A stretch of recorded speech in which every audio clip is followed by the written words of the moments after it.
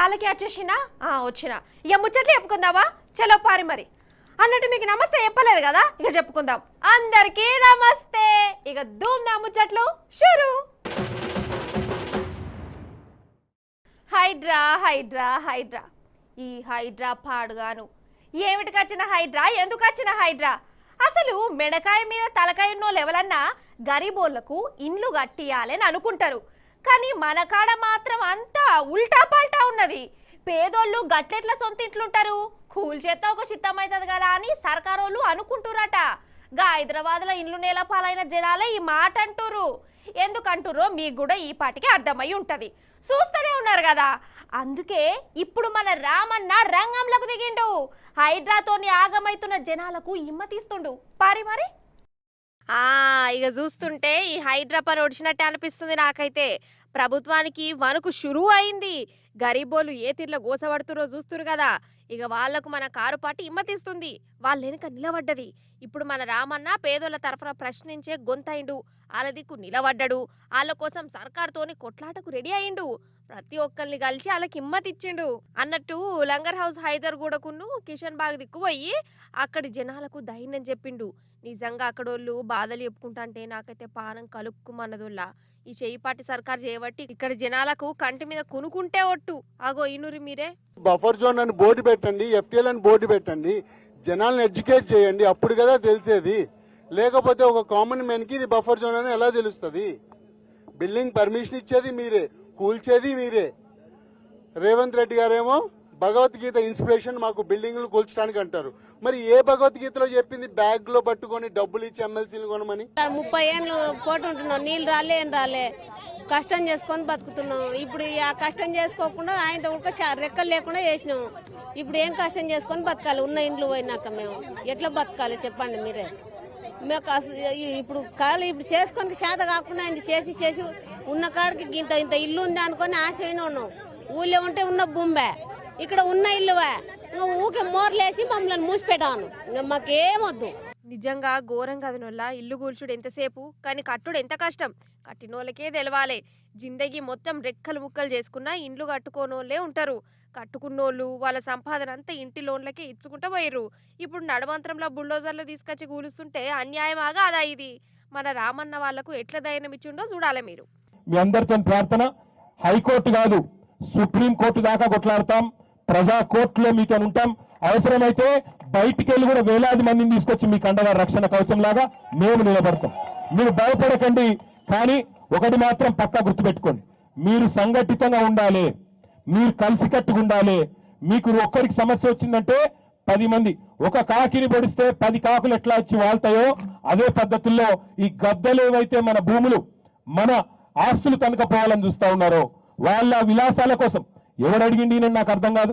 ముందు దమ్ముంటే చేతనైతే 6 గ్యారెంటీలు అమలు చేయి ముందు ఆ పని చేయి మీకు చట్టాలు కూడా తెలియాలి అందుకే ఏం చేస్తామంటే మీకు బుక్లెట్లు కూడా మేము పంచిస్తాం మేమే మా లీగల్ సెల్ నుంచి బుక్లెట్లు తయారు చేస్తాం మీకు అందులో ఫోన్ నెంబర్లు ఇస్తాం మీకు అందులో చట్టం ఏందనేది కూడా చెప్తాం చట్టం ఎంత సాఫ్ ఉందంటే 2013లో కాంగ్రెస్ గవర్నమెంటే మన్మోహన్ సింగ్ గారు ప్రధానమంత్రిగా ఉన్నప్పుడు ఆయనే తీసుకొచ్చిండు భూసేకరణ చట్టం ఒక ప్రభుత్వం ఏదైనా ఒక భూమి తీసుకోవాలనుకుంటే ప్రజల నుంచి పట్టా భూమి తీసుకోవాలనుకుంటే 3-4 నిబంధనలు ఉన్నాయి మార్కెట్ వాల్యూకు 3 కట్టియాలి కాబట్టి చట్టము తెలవాలా బుక్లెట్లు కొట్టిస్తాం మొత్తం 18,000 ఇండ్లకు ఆ బుక్లెట్ పంచుతాం బీఆర్ఎస్ పార్టీ తరఫున అవసరమైతే బాపుఘాట్ నుంచి మొదలుపెట్టి మొత్తం 110 కిలోమీటర్లు మూసికి 2 వైపులా ప్రతి ఇంటికి పోతాం ప్రతి ఇంటికి పోయి ప్రతి ఒక్కరిని చైతన్యవంతం చేస్తాం ఎట్లా ఈ కాంగ్రెస్ ప్రభుత్వం మీ ఆస్తులు గుంజుకుంటుందో మేము కూడా చూస్తాం నిజంగా రామన్న ఇట్లా మాట్లాడుతూనే వాళ్ళ వెనుక ఉన్నా అని మాట ఇచ్చుడుతోనే అక్కడోళ్ళకి 1000 ఏనుగుల బలం వచ్చినంత అయిందటనోళ్ళ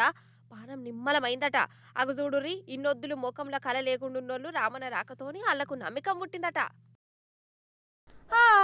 500 నోటే దాంట్లో గాంధీ తాత ఉన్నాడా గాంధీ తాతే ఉన్నాడు కావాలంటే మీరు కూడా చూడురి నా నోటు మీద గాంధీ తాతనే ఉన్నాడో లేదో ఇప్పుడు మీ దగ్గర 500 నోటు ఉన్నదా ఒకసారి చూడుర్రి బొమ్మ ఎవరిది ఉన్నదో దాని మీద గాంధీ తాతదేనా గాంధీ తాతదే ఉంటది కదా గాంధీ ఉంటేనే ఒరిజినల్ కానీ గుజరాత్లో 500 నోట్ల మీద గాంధీ తాత బొమ్మ మారింది కాదు అరే అవంటే గాంధీ తాత లేడు సినిమా యాక్టర్ వచ్చిండు రోడ్డు మీదకు అంత లావైతే చూడురు మీరే. మరి కొంపదీసి నా చేతుల్లో ఉన్నదే నకిలీనా? ఇగో 500 నోట్ల కట్టెలు చూడురి. వామ్మో బొచ్చడున్నాయి కదా, దగ్గర దగ్గర 1.5 కోటి మీదనే ఉంటాయి.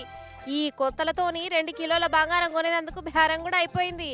అయితే ఈ నోట్ల మీద ఉన్న బొమ్మను మంచిగా చూడుర్రి. లెక్కకైతే గాంధీ తాత ఉండాలి, కానీ ఈడ అనుపమ్ ఖేర్ అనే హిందీ యాక్టర్ బొమ్మ ఉన్నది. అయ్యో కార్తికేయ సినిమాలు ఉండడా డైలాగులు చెప్పుకుంటా గుండు తాత, గా తాత బొమ్మనే 500 నోటు మీదకి వచ్చింది. ఇట్లా చేసింది దొంగలే. అయితే డూప్లికేట్ నోట్ల ముఠా ఉన్నదట గుజరాత్లా. ఎంత డూప్లికేట్ నోట్లు తయారు చేసినా దాని మీద మాత్రం గాంధీ బొమ్మలు అయితే పెడతారు కదా డూప్లికేట్ గాళ్ళు. కానీ వాళ్లకు గాంధీ ఎవలో అనుపమ్ ఖేర్ తాత ఎవలో ఏర్పడలేదు కావచ్చు. ఇద్దరు సేమ్ కొట్టిరో ఏం పాడో. ఇగో గాంధీ తాత బదులు ఈ తాత బొమ్మ పెట్టి ముద్ర కొట్టుకున్నారు. ఇక స్టేట్ బ్యాంకుకు బదులు స్టార్ బ్యాంక్ అని కొట్టిరు. అంటే నోటు నిండా తప్పులు తాళాలే కదా. మరి గిన్నిగనం తప్పులున్నాక ఉత్తగానే దొరుకుతారు. కానీ వీళ్ళకు దొరికిన ఆ గుజరాత్ సేటు మాత్రం పెద్ద బిల్లి బిత్రోన్ లెక్కనే ఉండడంలా 1.5 కోటి తీసుకొని ఈ డూప్లికేట్ నోట్లు ఆ డూప్లికేట్ వాళ్ళు ఇయ్యంగానే ఇక మళ్ళా బేరం ఏడబోతుంది అనుకున్నాడో ఏం పాడో ఆగమాగంగా తీసుకున్నాడట. మడత పెట్టి డెస్క్లో పెట్టనే పెట్టుకున్నాడు. అటు వెనక వీళ్ళ దుకాణంలో పనిచేసే పిల్లగాడి నోట్లను లెక్క పెడుతుంటే అప్పుడు ఈ తాత బొమ్మ బయట పడ్డది. అసలు ఆ డూప్లికేట్ గాళ్ళు ఈ దుకాణ పైనే ఇద్దరికిద్దరు భలే తెలుగు మంతులు పాటు. వాళ్ళకేమో డూప్లికేట్ నోట్లు తయారు చేయరాలే, ఈ సేటుకేమో కల్తీ నోటు కానీ పెట్టరాలే. దొందే.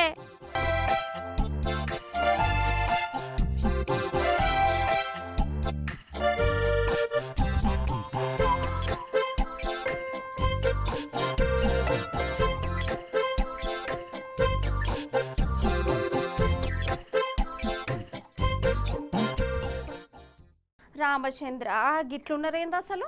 ఇప్పుడు ఏంటంటే ఏందే దొంగడు వచ్చిండా, మళ్ళీ ఇయ్యాల కూడా వచ్చిండా. వాడి పాపన వాడే పోతాడుతి. ఏం చెప్తామే ఆయన గురించి? ఓకే సరే నేను చెప్తాతి. అయితే ఏం లేదోల్లా, ఇప్పుడు మళ్ళీ దొంగ కూడా వచ్చిండట. అది కూడా జత్యాల నుండి వచ్చిండట. ఆ మహానుభావుని గురించి చెప్పాలని మా వాళ్ళు స్పెషల్గా రిక్వెస్ట్ ఉంటే చేస్తురు. మరి వాడు గంతగనం చేసిన ఘనకార్యం ఏంది? అసలు వాడు ఏం చేసిండు?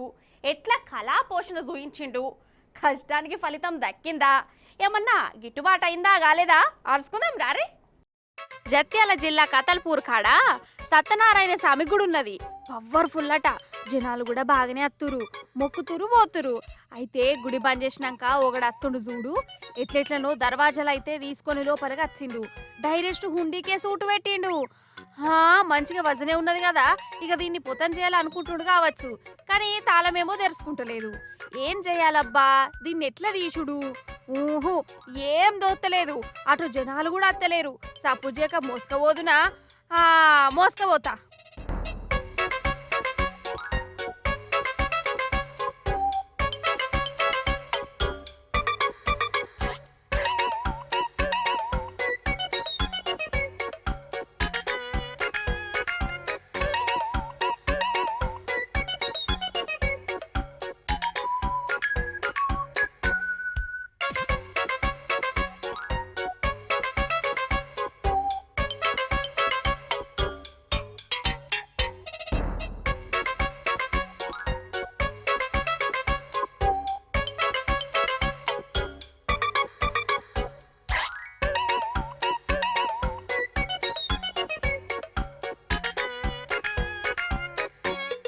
చూసిరా, హుండినే ఎత్తుకపోతుండు.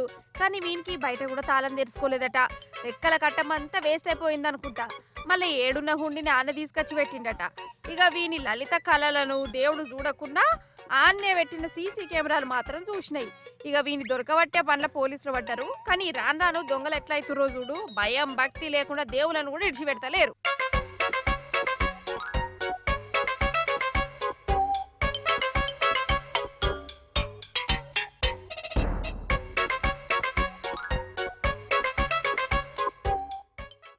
ఇప్పుడు మనం పోటీలు చూడాలి. ఏం పోటీలబ్బా? తొక్కుడు బిళ్ళ పోటీలా అని కారట వాడారు. కాదు. అరే తొక్కుడు బిళ్ళ అంటే నాకు యాదకొచ్చింది. చిన్నప్పుడైతే నేను మా బల్లె తొక్కుడు బిళ్ళ ఆటలో ఫస్ట్ వచ్చినా కాదు, ఫస్ట్ ప్రైజ్ కింద నాకు పేర్ల దువ్వని ఇచ్చిండు మా పెద్ద సారు. ఇక అష్టాచెమ్మ ఆటలనేమో సెకండ్ వచ్చిన, కటోర ఉన్న శంష ఇచ్చిరు.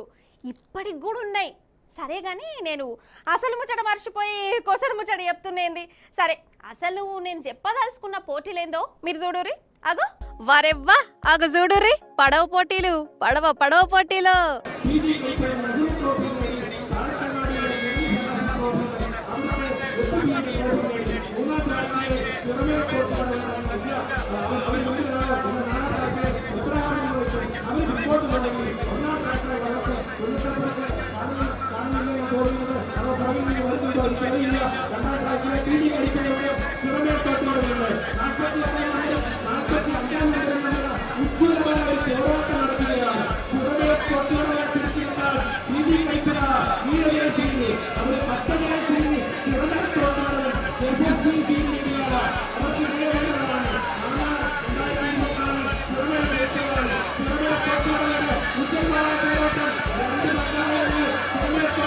అరెరెరే ఎట్లా తోలుతురో చూడు పడవలను.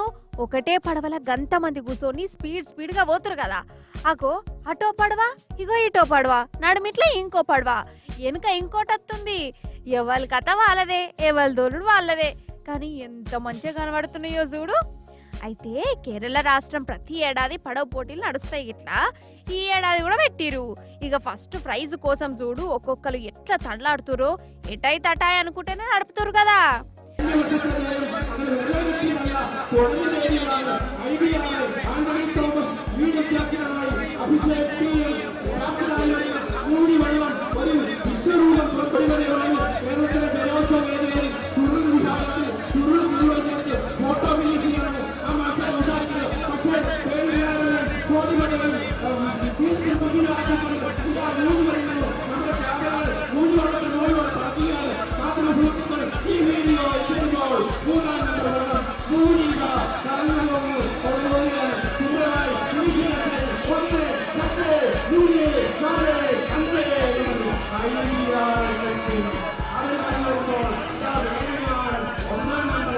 అయితే ఈడ ఇంకో ముచ్చడి చెప్పాలి. ఈ పడవ పోటీలు అనేటి కేరళ రాష్ట్రంలో ఒక సంస్కృతి, ఆచారం అన్నట్టు. అయితే మొన్నటిదాకా వరదలతోని ఆగమాగమైంది కదా కేరళ రాష్ట్రం. పాపమాలను తలుసుకొని ఎడవనోళ్ళు లేరు. అయినా కానీ చూడుర్రి మా ఇల్నే ఆ బాధలకెళ్ళి బయటపడ్డారు. వాళ్ళని ముంచిన నీళ్ళల్లనే పడవలు నడుపుకుంటా ఆ నీళ్ళకే సవాల్ చేసి గర్వంగా నిలబడ్డారు. శభాష్ అనరు మరి.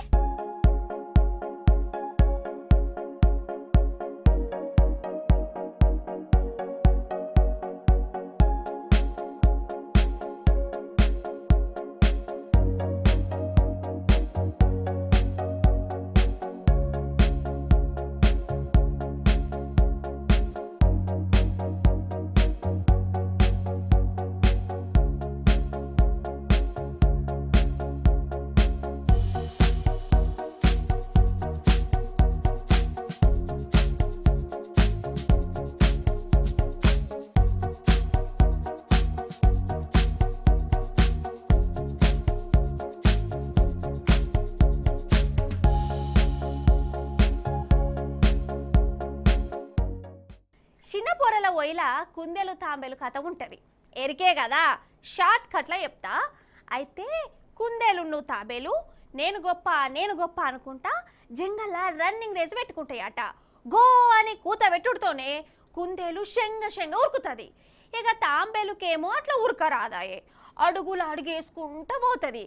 కుందేలు సగం దూరం పోయినాక వెనకకు తిరిగి చూస్తే తాంబేలు జాడలేదు.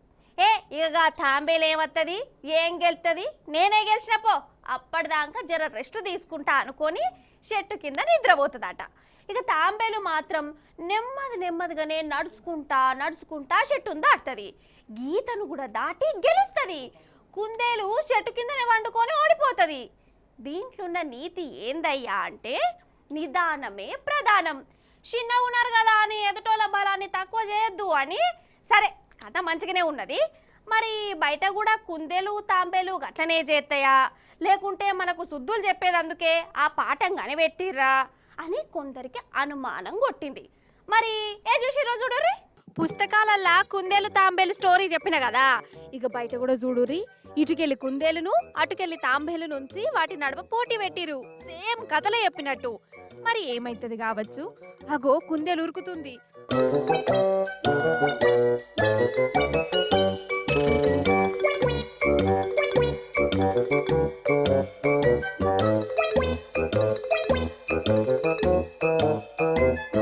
అబ్బర బిడ్డ ఇదేంది సేమ్ కథలు చెప్పినట్టు అవుతుంది ఏంది ఏమే కుందేలు రెస్ట్ తీసుకుంటున్నావానే అగో వెనక తాంబేలు రానే రావట్టే ఈ కుందేలేమో తాంబేలు దిక్కు చూసుకుంటా గదేం గెలితెత్తి అన్నట్టే చేస్తుంది ఓష్ని దీని మజ్జుతనం పాడగాను గింత మజ్జెందుకే నీకు ఇంత లాస్ట్కు తాంబేలు గెలిచింది ఓయిలో చదివిన కథనే నిజమైంది నిజంగా వెనకట ఆ కథ రాసిన మహానుభావులు ఎవరో గాని అప్పుడు కూడా వీటికి గిట్లనే పోటీ పెట్టచ్చు కదా